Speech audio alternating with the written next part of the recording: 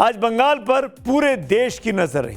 राज्य की दो बड़ी पार्टियां, लेकिन दोनों के भीतर का माहौल बिल्कुल उल्टा दिखाई दे रहा है।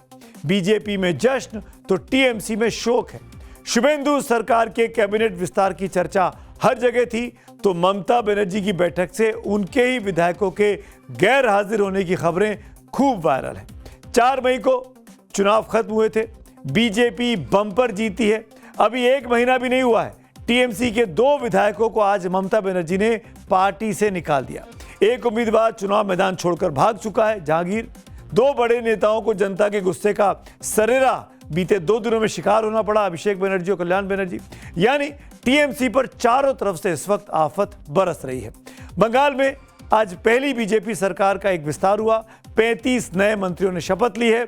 वहीं बीते 2 दिनों में ममता बनर्जी को झटके पर झटके लगते जा रहे हैं। बंगाल में इन दिनों एक बड़ी विचित्र बीमारी फैली हुई है। इस सियासी बीमारी का नाम है जनता का गुस्सा। यह बीमारी बड़ी लोकतांत्रिक है। पहले यह बीमारी टीएमसी के नेताओं को लगती थी, अब सत्ताधारी बीजेपी के नेताओं तक भी पहुंच गई है।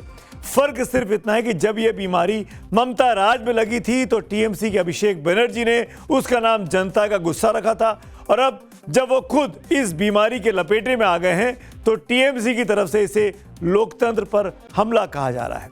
क्या यही कर्मा कॉलिंग है, यानी जस को तस? शनिवार को अभिषेक बनर्जी पर पत्थरों से हमला हुआ, उन पर अंडे फेंके गए, चोर चोर के नारे उनके सामने उनके मुंह पर लगे। अभिषेक बनर्जी को अस्पताल ले जाना पड़ा, वो घायल हो गए। ममता बनर्जी ने आगे बढ़कर मोर्चा संभाला। ममता ने बाद में आरोप लगाया कि कोलकाता के बेलेव्यू अस्पताल ने सरकार के दबाव में अभिषेक बनर्जी को भर्ती करने तक से मना कर दिया था। I was sitting with Mr. Tandon, who is the administrator of this hospital.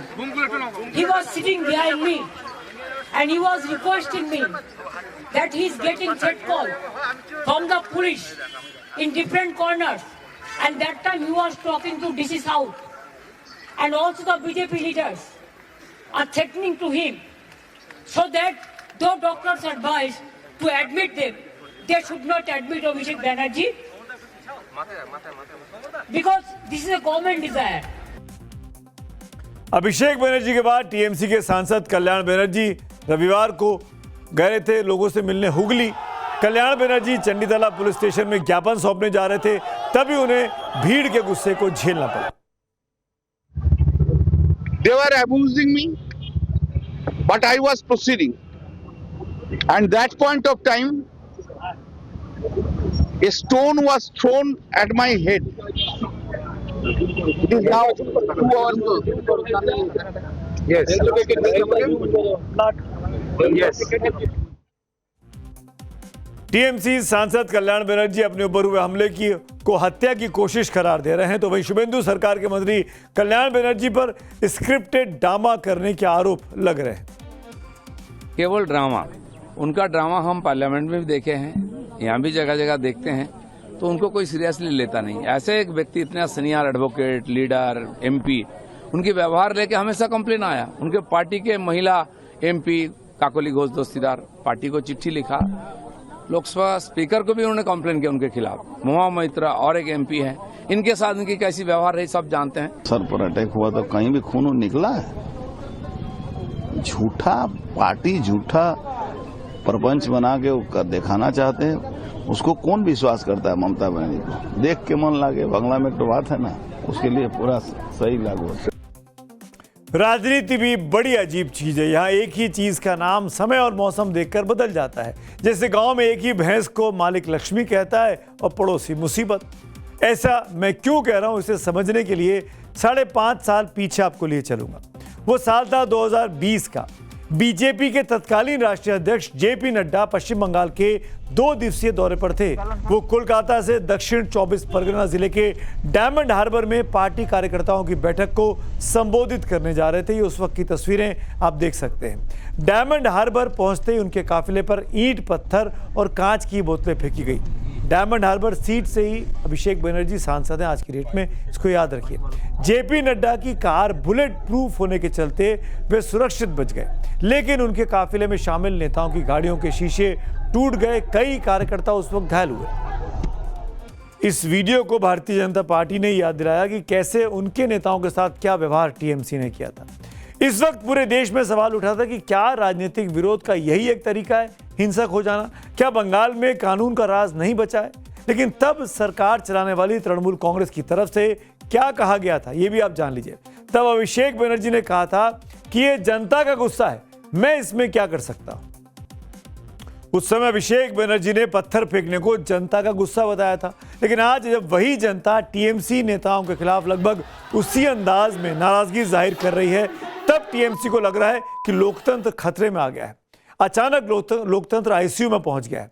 TMC के मुताबिक अभिषेक बनर्जी लोकसभा अध्यक्ष ओम बिरला को अपने ऊपर हुए हमले की जानकारी देंगे। वे इस मामले में कोर्ट भी जाएंगे, लेकिन इसी बीच उनका एक पुराना बयान सोशल मीडिया पर खूब ट्रेंड कर रहा है। सवाल उठाए जा रहे हैं कि अगर 2020 में पत्थर चलाना जनता का गुस्सा था, तो आज अंडे फेंकना कैसे गलत हो सकता है। इस बात को भी अंडरलाइन करने की जरूरत है। अभिषेक बनर्जी हो या कल्याण बनर्जी हो, चुने हुए नेता हैं, सांसद हैं। इस तरह की हिंसा अगर उनके साथ होती है, वो भी भरे पुलिस फोर्स के सामने, तो ये पुलिस की भी नाकामयाबी है। उस पर भी जांच होनी चाहिए, उनकी भूमिका को भी टटोला जाना चाहिए। राजनीति में बोया हुआ बीज बहुत ही ईमानदार होता है। वो फल देने से पहले पार्टी का झंडा नहीं देखता, उसे फर्क नहीं पड़ता कि सत्ता में कौन है, उसे सिर्फ इतना याद रहता है कि जमीन में डाला क्या गया था। कर्म का सिद्धांत भी यही कहता है। समस्या यह है कि बंगाल में बरसों तक राजनीतिक हिंसा को एक तरह से लाइसेंस दे दिया गया था। अब उसी हिंसा और हिंसा के डर से टीएमसी कार्यकर्ता घरों के बाहर नहीं निकल रहे। टीएमसी की तरफ से आज अभिषेक बनर्जी और कल्याण बनर्जी पर हुए हमले के विरोध में पूरे बंगाल में विरोध प्रदर्शन करने की अपील की गई थी, लेकिन शाम होते होते विरोध प्रदर्शनों की एक तस्वीर देखने को आज नहीं मिली। ये तो रही टीएमसी कार्यकर्ताओं की बात। अब टीएमसी विधायकों की बात भी कर लेते हैं। ममता बनर्जी ने रविवार को टीएमसी विधायकों की एक बैठक बुलाई थी, लेकिन बताया गया कि 80 में से मात्र 20 विधायक मीटिंग में पहुंचे। लगभग 60 विधायकों के नहीं आने के चलते मीटिंग को कैंसिल करना पड़ा। मीडिया के सामने यह दावा किया गया कि सभी विधायक विरोध प्रदर्शन की तैयारी कर रहे हैं, इसीलिए नहीं आ पाए। तो अभी तो हम प्रोटेस्ट रैली कर रहे हैं और पुलिस प्रोटेस्ट रैली से हमारा वर्कर को हैरेस कर रहे हैं। तो फॉर द टाइम भी आज जो शेड्यूल था उसको डिफर किया जाए, तो हालत थोड़ा ठीक होने से हम फिर ये मीटिंग करेंगे। सब लोग पार्टी का साथ है। विधायकों को घेर के रखा गया, विधायकों को डराया गया, विधायकों को घर से नहीं निकलने दिया गया। आप ये समझ लें कि 80 के 80 विधायक तृणमूल के साथ हैं। होने हमारे 200 से ऊपर होने चाहिए थे, लेकिन उन्होंने खेल खेला। सीसीटीवी कैमरे नहीं, ये फुटेज हमको नहीं दिखाते। तो ये सारी चीजें हैं जो हमारे सामने हैं। आज एक और बड़ी खबर आई टीएमसी खेमे से। ममता बनर्जी ने अपने 2 विधायकों को, जो अभी जीते 1 महीना पहले, संदीपन साहा और ऋतव्रता बनर्जी को पार्टी की विरोधी गतिविधियों के चलते आरोप लगाते हुए तत्काल प्रभाव से निष्कासित कर दिया। दिलचस्प बात यह कि तृणमूल कांग्रेस की ओर से इस निष्कासन आदेश के जारी होने से कुछ ही मिनट पहले शुभेंदु अधिकारी ने दावा किया था कि विधानसभा में सामने आए फर्जी सिग्नेचर मामले में शिकायतें असल में इन्हीं दोनों विधायकों ने दर्ज कराई थी। दरअसल ये पूरा विवाद टीएमसी की तरफ से शोभन देव चट्टोपाध्याय को विपक्ष के नेता के रूप में समर्थन दिए जाने वाले आधिकारिक पत्र से जुड़ा हुआ है, जिसमें संदीपन साहा और ऋतव्रता बनर्जी ने आरोप लगाकर कहा कि वो साइन उन्होंने किए ही नहीं थे। कि इससे पहले भी बैठक हुआ है। बैठक में ये प्रस्ताव था कि कौन दल नेता बनेंगे, कौन उपनेता बनेंगे और कौन चीफ व्हिप बनेंगे। अब 15 साल सरकार में रहने के बावजूद भी प्रोसीड्यूर फॉलो किए बिना ये रेजोल्यूशन जमा हो जाता है असेंबली में। सिग्नेचर में कुछ ऐसा देखा गया है कि किसी विधायक का सिग्नेचर है जो उस दिन वहां पे मौजूद थे ही नहीं। तो इसकी जरूरत क्या थी, क्यों हुआ, ये तो वही बोल पाएंगे। डायमंड हार्बर मॉडल चलता था साउथ कोलकाता में, जहां भी आप देखते थे सभी तो अभिषेक बनर्जी का ही समर्थक दिखता था।